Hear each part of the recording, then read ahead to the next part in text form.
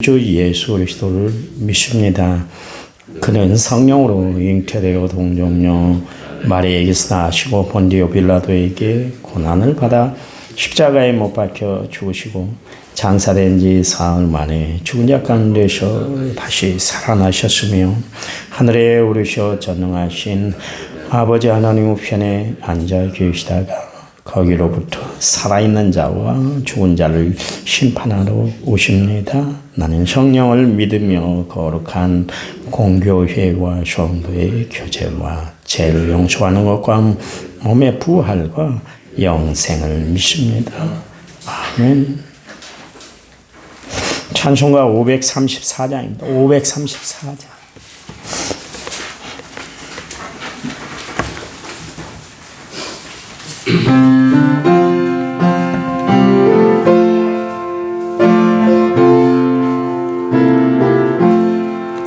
주님 찾아오셨네. 모시어 드리세. 가시관을 쓰셨네. 모시어 드리세. 우리 죄를 속하여 십자가를 지셨네. 받은 고난 그 사람 모시어 드리세. 성자 오셨네. 모시어 드리세. 영광 중에 계신 주 모시어 드리세. 헛된 교만 버리고 우리 구주 모시어 영원 복락 누리세. 모시어 드리세. 겸손한 자 찾도다. 모시어 드리세. 하늘에서 부르네. 모시어 드리세. 좋은 자리 드리고 주실 은혜 구하세. 하늘나라 세우세. 모시어 드리세. 주여 내가 믿으니 오소서 오소서. 주여 환영하오니 오소서 오소서. 생명길로 이끄사 슬픔 위로하시고 진리 알게 하소서. 오소서 오소서.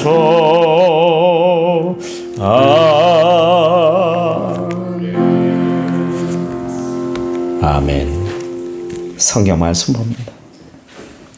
야고보서 1장 17절 한 절입니다. 17절 제가 읽겠습니다. 온갖 좋은 은사와 온전한 선물이 다 위로부터 빛들의 아버지께로부터 내려오나니 그는 변함도 없으시고 회전하는 그림자도 없으시니라.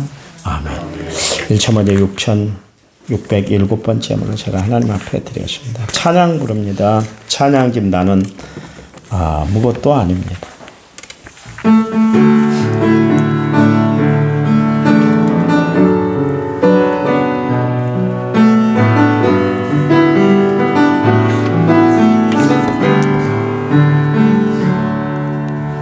나는 아무것도 아닙니다.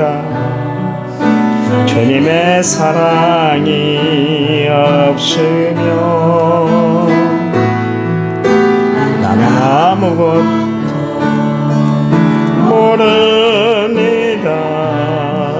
주님의 지혜가 없으면 나는 아무것도 못합니다. 주님의 능력이 없으면 나는 한순간도 못 삽니다. 주님의 생명이 없으면 이제 내가 사는 것 아니요, 그리스도 내 안에 사시니 오직 그의 생명이 나의 생명, 나의 모든 날들도 주의 것. 나는 오직 한 분 바랍니다. 나의 아버지, 나의 구원, 나의 주.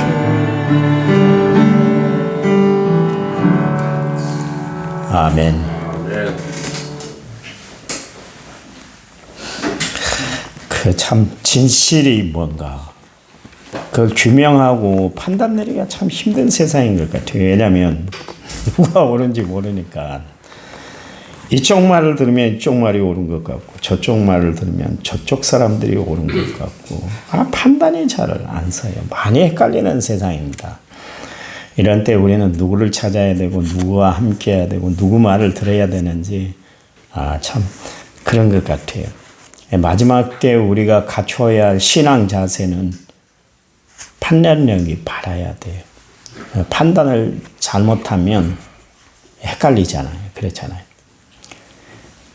성경을 보니까 참과 거짓의 그 분별할 수 있는 거, 그거에 대해서 이제 몇 가지로 이야기를 하는데, 열매를 보면 안다는 거예요.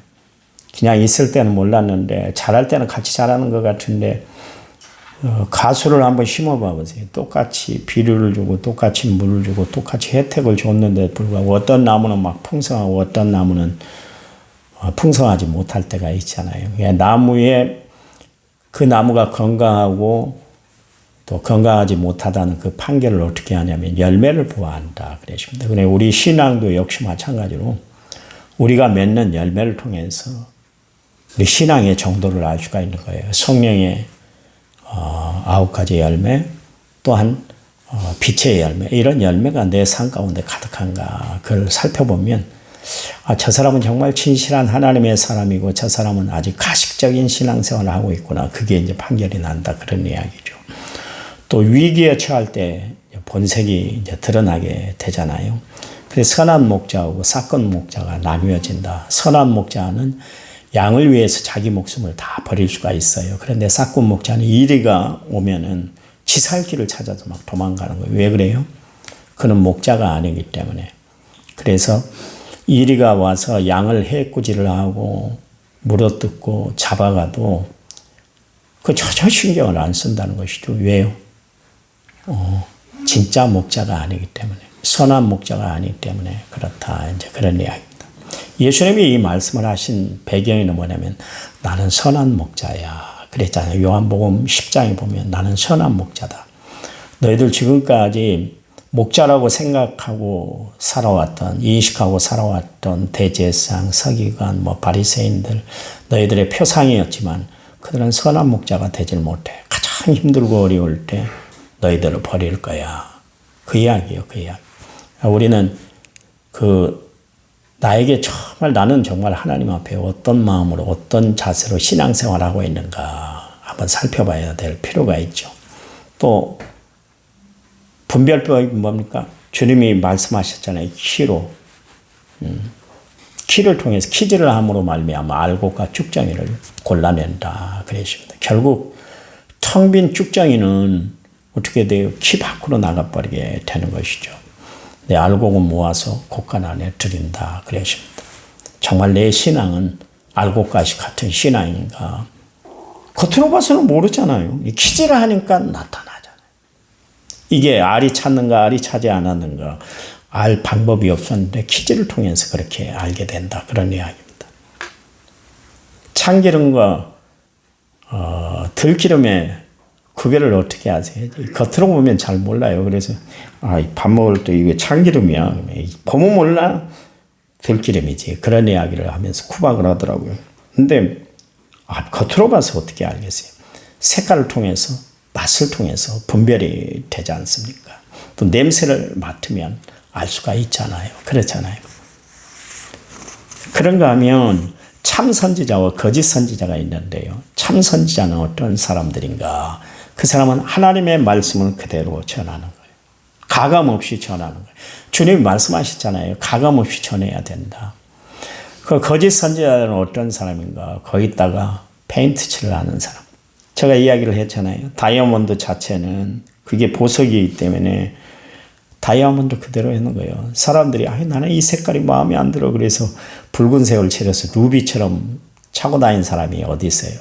다이아몬드에 페인트 칠하는 사람은 세상에 없습니다. 아무도 없어요. 다이아몬드 그 자체가 보석이기 때문에. 하나님의 말씀 그 자체가 진리이기 때문에 참 선지자는 진리의 말씀을 전하는 거예요. 자기 생각을, 자기 경험을, 자기 지식을 전하는 것이 아니에요. 여러분 설교 시간은 자기 지식을 전하는 시간이 아니에요. 하나님의 말씀을 가감 없이 그대로 전하는 거예요. 거짓 선지자들은 거기다가 마사지를 하게 하는 거예요. 적당한 말씀을 전하게 되는 겁니다. 마지막 때는 이 영적인 분별력이 있어서 하나님의 말씀을 바로 듣고 신앙생활을 바로 할 필요가 있다. 그런 이야기입니다. 그렇게 하기 위해서는 어떻게 해야 됩니까? 위로부터 하나님이 주신 지혜를 받아야 분별력을 우리가 확실히 하고 살아간다. 그런 이야기입니다. 16절 어제 읽었습니다만 내 사랑하는 자들아 속지 말아라. 이 말은 무슨 이야기냐면 하나님의 말씀을 바로 들을 뿐만 아니라 하나님을 믿을 때 좀 바로 믿어봐. 그 이야기입니다. 그 당시에 속아나는 사람들이 참 많았거든요. 지금도 이단에 끌려서 정말 제정신이 아니게 신앙생활을 하는 사람들이 있습니다만, 교회 생활을 하는 사람들이 있습니다만, 초대교회 당시에도 그런 일들이 비일비재했어요. 그래서 제발 당신들은 속지 마세요. 왜 그렇게 잘 속습니까? 왜 우리가 하는 말씀은 들으려고 하질 않고 이단 사설이나 거짓 교사들이 하는 이야기에 왜 그렇게 현혹이 돼요? 아니요. 우리는 분명히 믿음으로 구원 얻어요.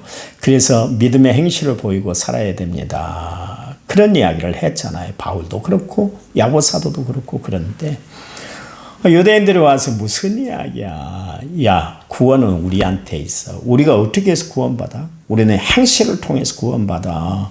우리 행위를 통해서 구원받아. 우리는 내적으로는 봐봐. 외적으로도 봐봐. 우리가 할례를 받았잖아. 할례 받아야 되는 거야. 무슨 소리야. 엉뚱깽뚱한 이야기 하지 마. 그러면서 막 자꾸 뒤흔들어 버려서. 거기 홀딱 넘어간 사람들이 참 많았고, 또 하나님의 말씀을 푸는데 영지주의자들, 그노시스라는 그 영지주의자들이 있는데, 이 사람들이 와서 무슨 이야기냐. 예수님이 우리를 위해서 이 땅에 오신 이유는 다른 거 아니야.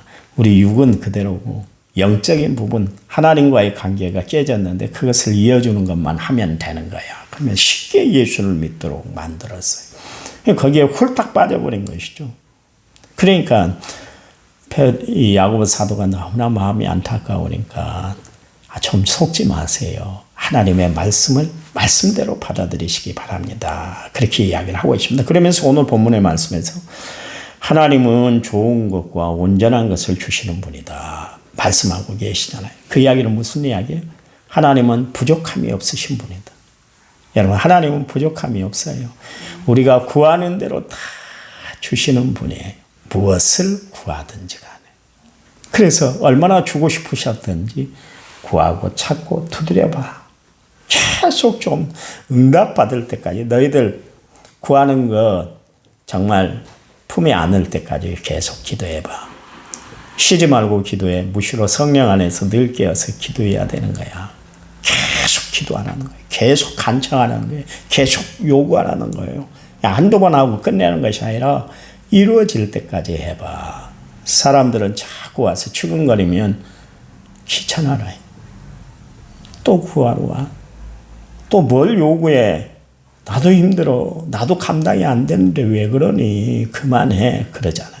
네, 하나님은 구하면 구할수록 좋아라 하세요. 예요. 그분은 끝이 없으신 분이 되시기 때문에.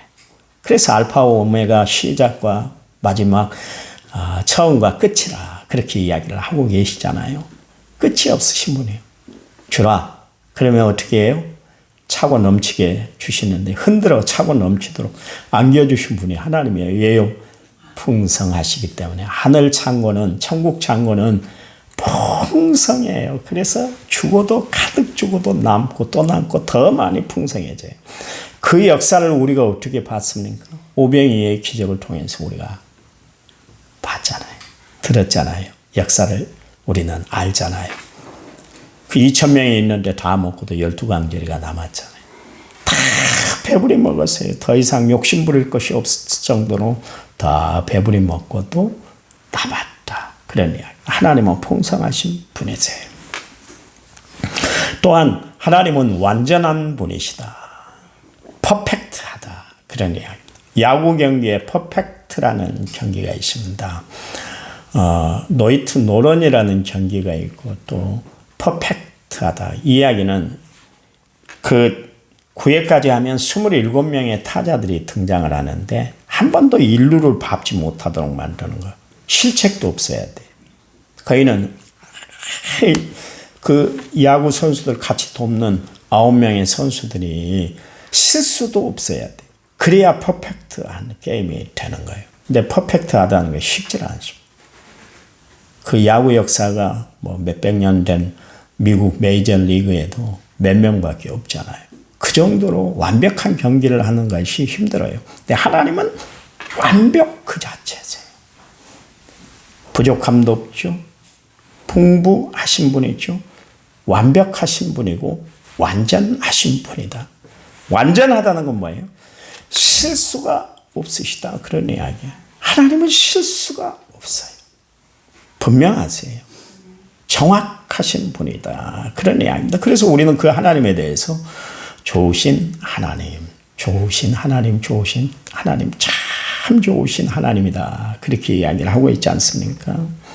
얼마나 완벽하시던지 오늘 야고보 사도가 이야기를 하는데 그분에게는 회전하는 그림자가 없으시다. 회전하는 그림자가 없으시다는 것은 그분에게는 어둠 자체가 없다. 그런 이야기입니다. 우리는 어둡잖아요. 가끔 가다가 교인들 얼굴을 보면 어두운 구석이 쫙 깔려있는 교인들을 보게 돼요. 뭔가 일이 있는가 보다. 뭔가 힘든가 보다. 뭔가 어려운 일에 봉착했는가 보다. 그럴 때 표현을 안 해도 얼굴에 다 쓰여지잖아요. 우리는 늘 어두운 구석이 있어요.